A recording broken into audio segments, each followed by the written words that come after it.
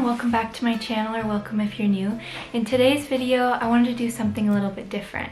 I wanted to add to my cancer journey series. I know I did one video a little bit ago about my diagnosis. I'll link that here, but I wanted to continue on and just divide each of these videos based on a particular experience to hopefully help others that are going through this as well. When I was going through these things, I was really wanting to see these types of videos, so hopefully if I can at least help one person, then I will feel like I have succeeded. So without further ado, this is going to be my IVF journey, freezing my eggs because of my cancer diagnosis before starting chemotherapy and radiation. So the first time that I heard about egg retrieval, IVF, going through surrogacy, I was having a conversation with my gynecologist-oncologist, and this was after I had been referred to her before my hysterectomy after my diagnosis. So she had talked to me about family planning, and at this point we weren't really sure what the treatment was going to be like for me. I wasn't sure at this point if I was going to need chemotherapy or radiation. She was just telling me the options, things that I could think of in the future. She had mentioned that I could go to a fertility specialist and talk about these options. Now at this point, because I didn't really know much about the treatment, like I said, that I was going to be on and the implications of that treatment, I was more thinking that, oh, maybe like 10 years down the road, I'll consider that. And of course, there's also the option of adoption, which is something that I was considering. My gynecologist-oncologist decided to refer me to a fertility specialist, and at this point it was going to be a consultation appointment just to go over the procedure, what it's like. So then after I had my hysterectomy and I got referred to the Toronto hospital, I had again the conversation of if I wanted to freeze some eggs. So at this point I had found out that I was going to need chemotherapy, and it was going to be a very potent, aggressive form of chemotherapy, very powerful, and it could result in infertility. And also I was going to be getting pelvic radiation at this point, and they were going to do everything in their power to help prevent me from becoming infertile and also to prevent me from going into menopause right away. So that's why I had another surgery that moved up my ovaries, which was called an oophoropexy. And they had also decided that halfway through my chemotherapy, they were going to omit one of the drugs that causes infertility. But you still aren't really guaranteed of whether or not you'll be fertile after treatment, and we weren't really sure. We couldn't predict what my ovarian function was going to be like down the road after I finished chemotherapy and radiation. So at this point it was kind of like, you're either going to do this now, egg freezing, or you might never be able to do it. So this was a very hard decision in the way that I had to make such a big life decision almost instantly, because at this point the timeline was moving really fast. They wanted to get me going with the chemotherapy, but then I had to get that surgery, the oophoropexy, moving up my ovaries. But if I wanted to do fertility treatments, they would have wanted to do the fertility treatments before I got that surgery, because it would have been easier to access my ovaries. So it was important, if I wanted to do fertility treatments, to decide basically at that moment if that's something that I wanted. And if you're not familiar with my story, I was diagnosed when I was 21. So at that point, I'm almost 23 now, but at that point, I wasn't planning on having kids anytime soon. It was a really big decision to make, because not only were there going to be costs, but just the fact that I had to make the decision that would influence the rest of my life was a lot of pressure. But I ultimately decided that it was something that was really important for me, was to have that option of having my own biological children. I decided to go through with egg retrieval. So like I said, there's a lot of costs associated with IVF, egg retrieval, all of that. And I was still in university and I don't have a lot of money, so that was another thing to consider. But luckily where I live in my province, If you are under the age of 43, I believe it is, and you have received a cancer diagnosis, they cover 1 cycle of egg retrieval. So I still had to pay for the medication that I was given, but ultimately the actual procedure in which they take the eggs out of you is a very costly procedure, and luckily because of where I live, that was covered for me. So I think that procedure where I am is like $10,000, and then the medications and everything is a couple $1,000s. So when I went to the fertility clinic after all of this, getting all this information that now I was going to need chemotherapy and radiation, it was no longer just a consultation. So I went, I saw the fertility specialist who specializes in actually oncology patients, and she's like an oncology fertility specialist. So I sat in her office, she was having a conversation, and at first it seemed like she was saying, oh, maybe like 5 years down the road you can do this, even 10 years down the road. And then I said, well, what about chemotherapy and radiation? Well, she had gotten the referral from my first doctor, who at that point didn't know that I needed chemotherapy, radiation. That changed the whole flow of everything, and she said, oh yeah, you have to do this now if this is what you want. There was a couple of barriers for me personally with my health. So I do have Myasthenia Gravis. It's an autoimmune disease and it causes muscle weakness. So there's a lot of medications that I can't have. So at the beginning, I had told her the medications that I was on. I was on prednisone at the time. I'm still on it. I was on a specific dose, and she let me know that the dose that I was on, it may impact the hormone levels and would further impact my ovaries' ability to produce eggs. And also, part of the egg retrieval procedure is they put you under conscious sedation, and I had never had that before. So she had to check with my neurologist to see if I would even be able to undergo conscious sedation, because if I wasn't able to, then I wouldn't have been able to do the egg retrieval there. I would have had to go to another fertility clinic, and then that would further delay things.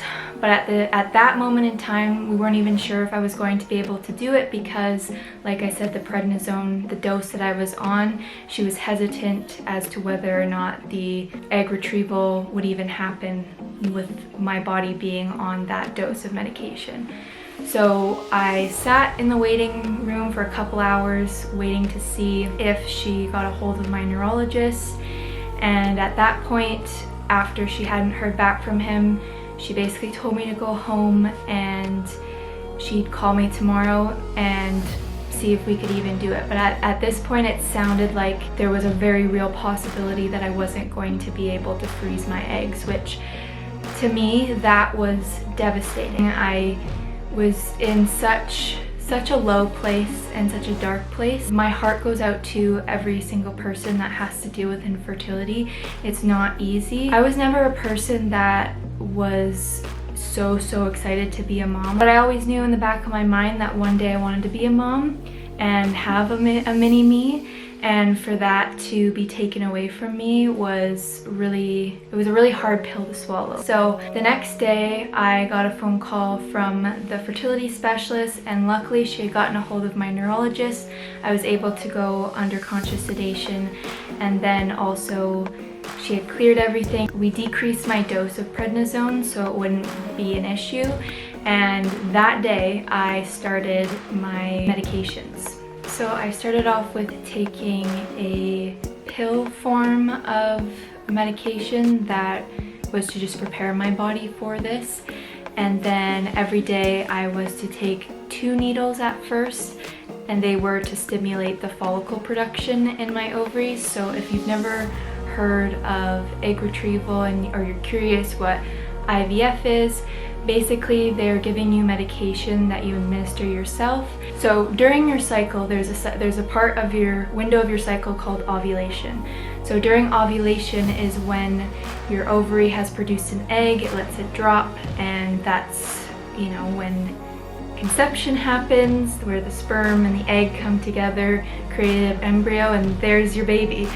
They were giving me these needles that I would administer myself to stimulate my ovaries to produce even more follicles, which would eventually turn into eggs. So my ovaries were making multiple follicles, which then turned into eggs at a time rather than just one. I would go to the fertility clinic, and I think within 11 days I had went 8 of those days, so it all kind of depended on what they had seen with my blood work. So I would go for blood work, and then I would go for a transvaginal ultrasound, and towards the end of this period, which is called cycle monitoring, it's when you go and you're doing all these different steps so that they're seeing how your ovaries are doing and how the production is going.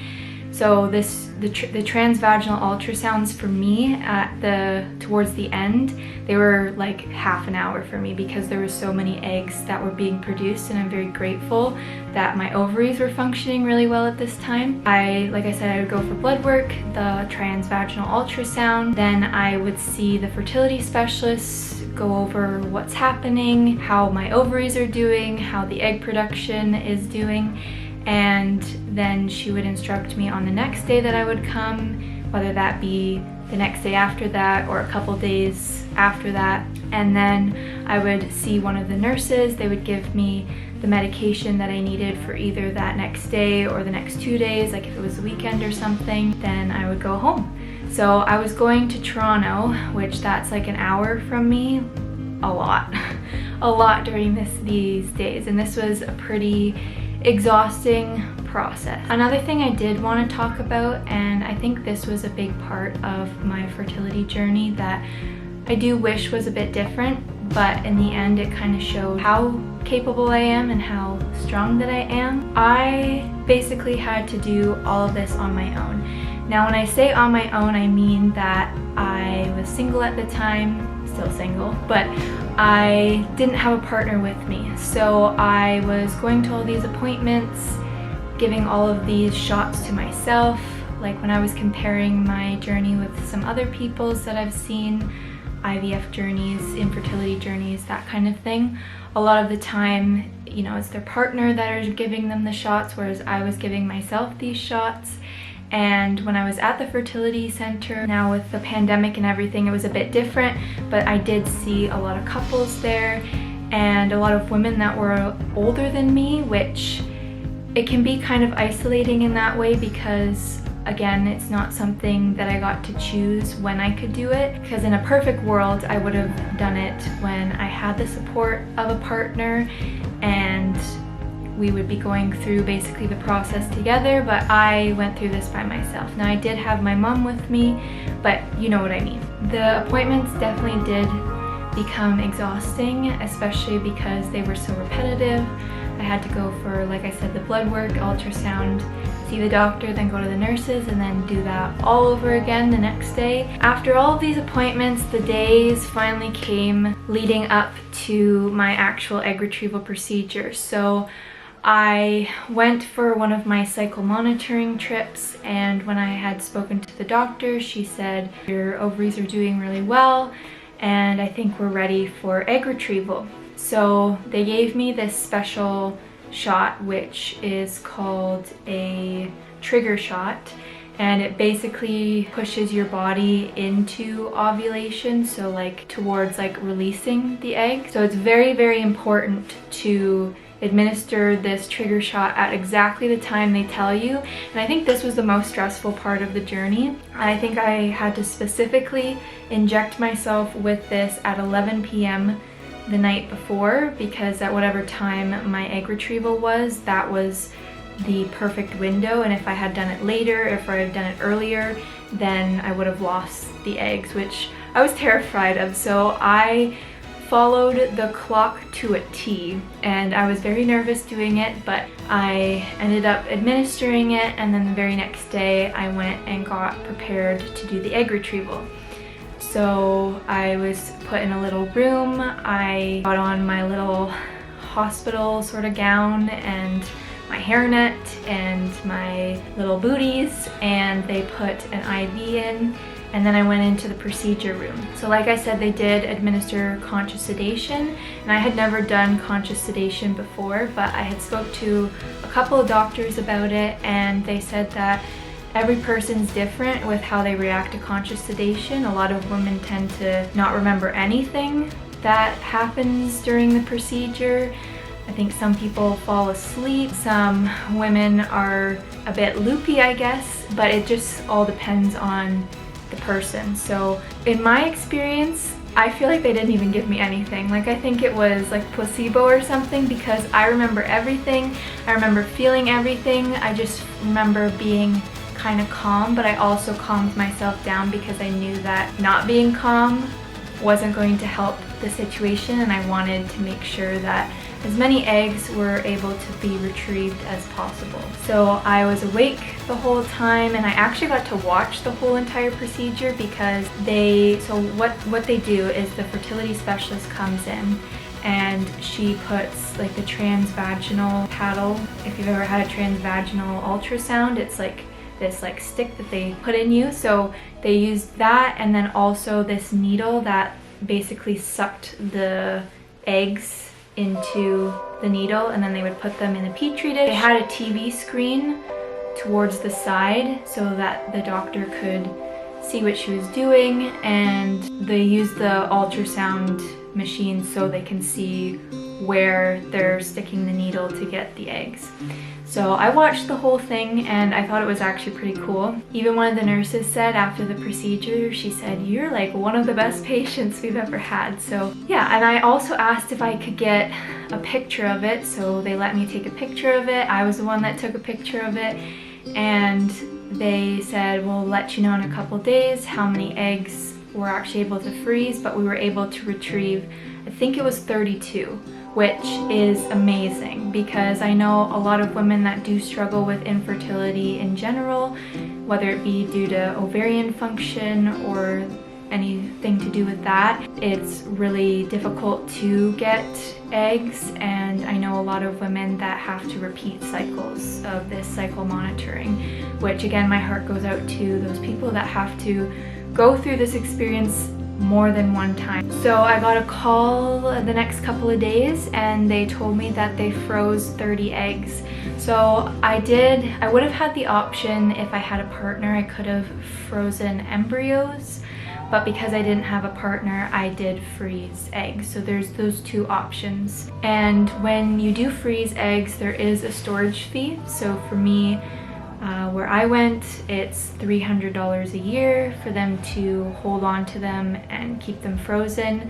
And then when I do decide to have children, I'll go back to that fertility center with my partner, and we'll make embryos, and I'll have to find a surrogate. So I'm very grateful that I did have this opportunity and that it did go very well. Actually, my fertility specialist, she called me an overachiever. And I got some socks that said that. I bought them. For the first time, I think, in my cancer journey at this point, I was feeling hopeful that my future is going to look good, and that, yeah, like I have this opportunity. I still will consider adoption, I think. I think I've always thought of that, but I also just wanted to have the option to have my own biological children. Because I think what a lot of people don't understand is, yes, there's adoption, there's other ways of making a family, which is amazing. But I think it's the fact that that decision of whether or not to have biological children or not is taken away when you get a cancer diagnosis, and especially in my case, being a uterine cancer. Yes, like I said, I will have to have a surrogate in the future, but that is something to think about down the road, and now I have peace of mind knowing that I do have this option. So I hope this was in any way helpful, whether you're going through this or you know somebody that's going through this, or you're just curious and want to know what IVF is, egg retrieval is.